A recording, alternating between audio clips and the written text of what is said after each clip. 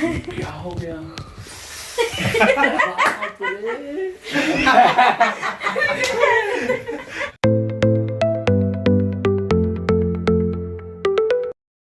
Hi hello good evening सगळ्यांना. पूजा आणि ऋतू ब्लॉग्समध्ये तुमचं सर्वांचं स्वागत आहे. आणि आजचा दिवस तुम्हाला खूप छान जाओ. तर तुम्ही कालचा ब्लॉग बघितलाच. आपण मॉलमध्ये गेलो, शॉपिंग वगैरे केली आणि ते सगळं झाल्यानंतर घरी आलो. घरी आल्यानंतर बाळ उठलं होतं. बाळाचा मेकअप वगैरे केला. बाळ मस्त खेळत होतं आणि त्यानंतर खेळता खेळता दमून थकून पुन्हा एकदा बाळ झोपून गेलं आणि अचानक खबर आली की तेजू मावशीला मुलगी झाली असं. तर खूप आनंद झाला आम्हाला ऐकल्यानंतर. तर ऋतुताई, मी आणि रोशनी आम्ही तिघीही इथे हॉस्पिटलमध्ये आलो. तुम्ही बघताय खूप मोठं असं हॉस्पिटल आहे आणि आमच्या सिन्नरमध्येच आहे हे हॉस्पिटल. तर रोशनी दीदी आम्हाला घ्यायला आली होती.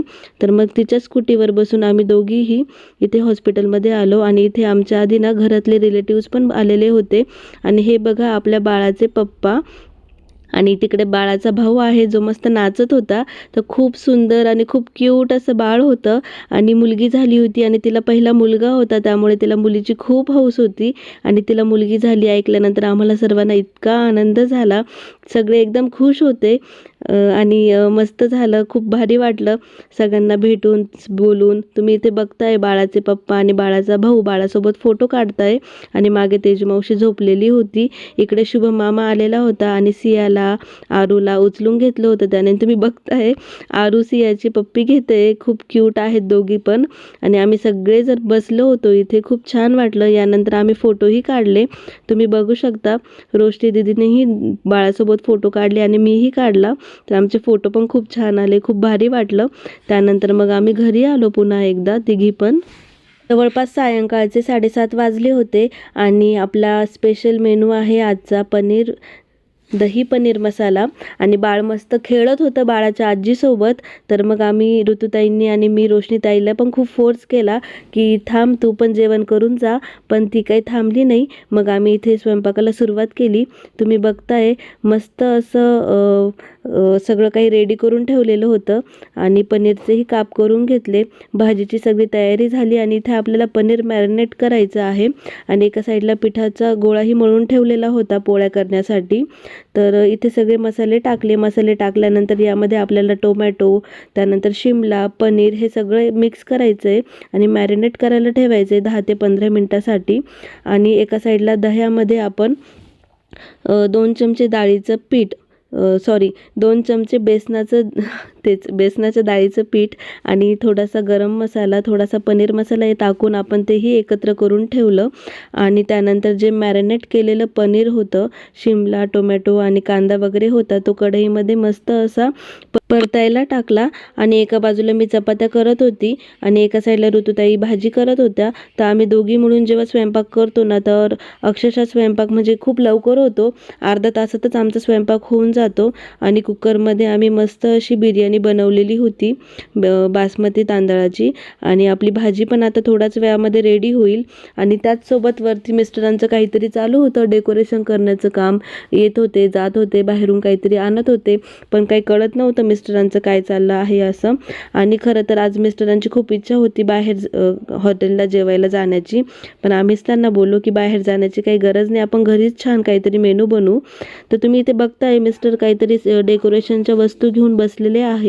आणि आमच्या लग्नाची पहिलीच ॲनिव्हर्सरी होती, त्यामुळे मिस्टर पण खूप एक्सायटेड होते आणि मलाही खूप छान वाटत होतं. आणि हे सगळं शूट ऋतुताईंनी घेतलेलं होतं. मी खाली होते, मिस्टरांनी मला वरती येऊ नाही दिलं. तर तुम्ही इथे बघताय फ्लॉवर्स वगैरे आणलेले त्यांनी, रोज आहेत आणि वेगवेगळ्या प्रकारचे फ्लॉवर्स आहेत डेकोरेशनसाठी.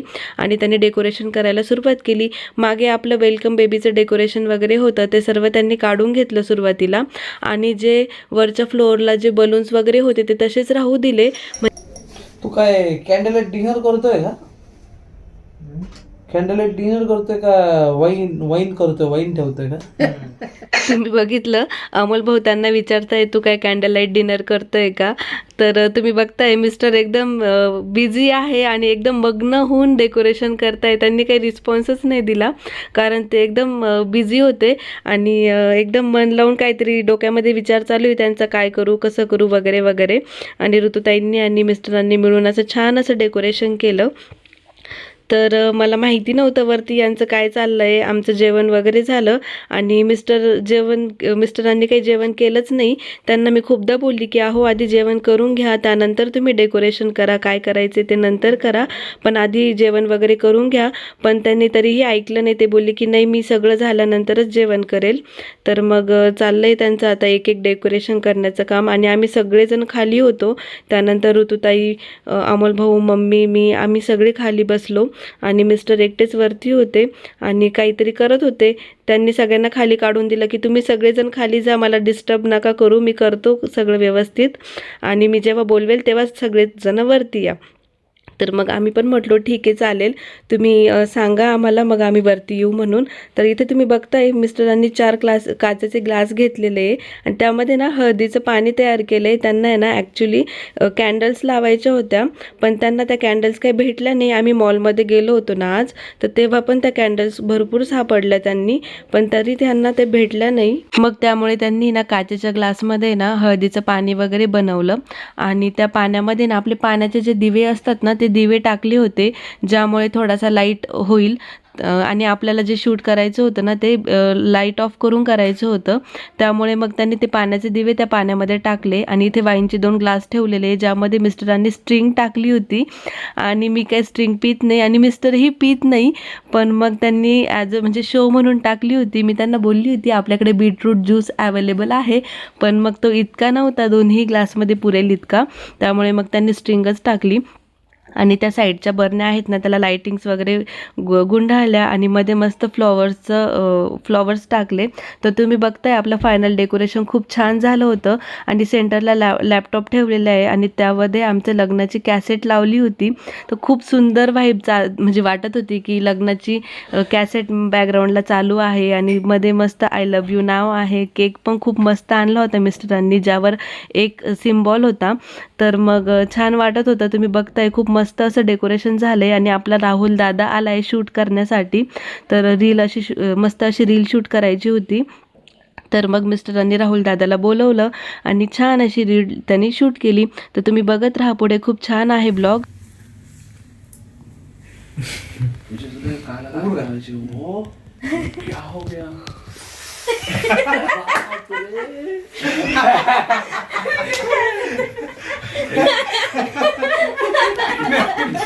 तुम्ही बघितलं सगळे खूप हसताय, कारण माझं जे रिॲक्शन होतं ना ते रिॲक्शन देऊन सगळे हसले.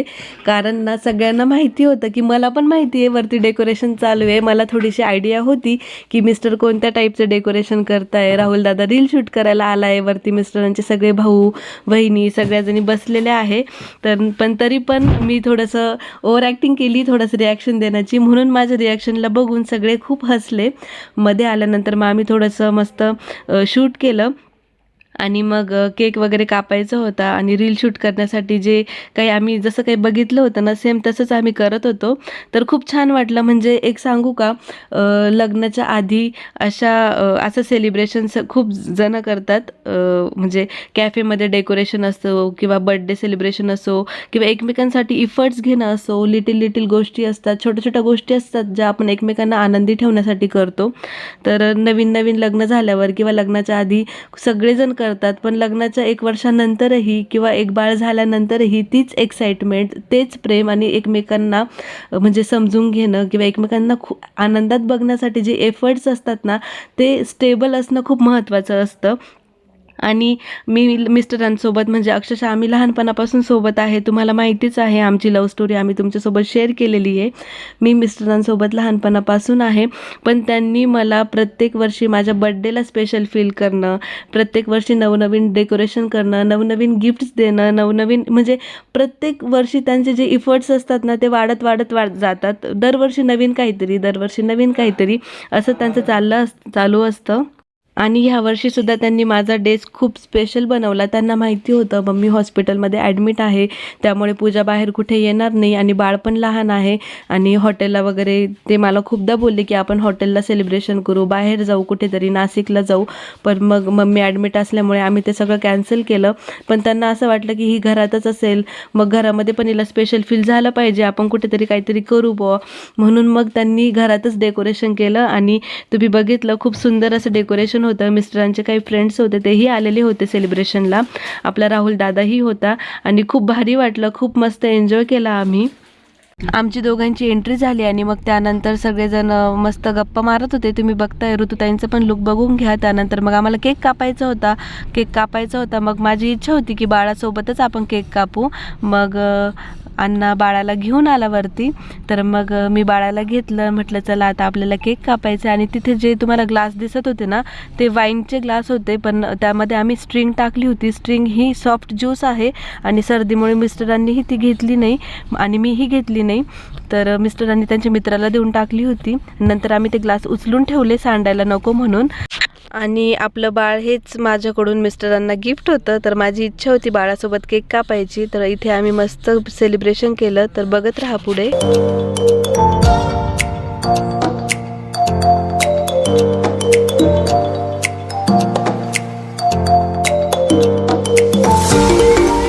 तर बाळासोबत मस्त असं सेलिब्रेशन झालं आणि मस्त केक कटिंग झाल्यानंतर मग आम्ही दोघांनीही एकमेकांना केक खाऊ घातला. तर खूप छान वाटलं. आणि त्यानंतर मग आणि केकची टेस्ट पण खूप छान होती. रेड वेल्वेटचा केक होता. मिस्टरांना माहिती आहे मला जास्त चॉकलेट फ्लेवर आवडत नाही, त्यामुळे मग त्यांनी रेड वेल्वेटचाच केक बनवून आणला. आणि तुम्ही बघताय रेड वेल्वेटचा जो केक आहे ना, तो आपल्या ॲनिव्हर्सरीच्या थीमलाही खूप मॅच झाला, मागच्या बॅकग्राऊंडलाही खूप मॅच झाला आणि खूप छान वाटत होतं.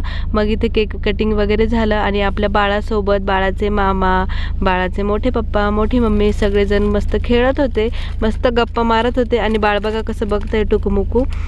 तर आपल्या बाळाने पण आमची ॲनिव्हर्सरी उघड्या डोळ्याने बघितली असं म्हणायला काही हरकत नाही. आणि मग त्याच्यानंतर आम्ही सगळ्यांनी एकमेकांना केक खाऊ घातला. केकची टेस्ट खूप छान होती, मम्मींना पण खूप आवडला.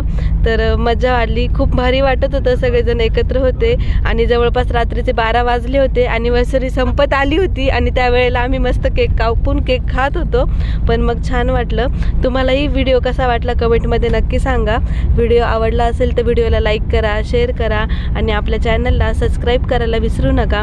पुन्हा भेटू अशाच नवीन नवीन व्हिडिओमध्ये. तोपर्यंत सर्वांना बाय बाय आणि शुभरात्री.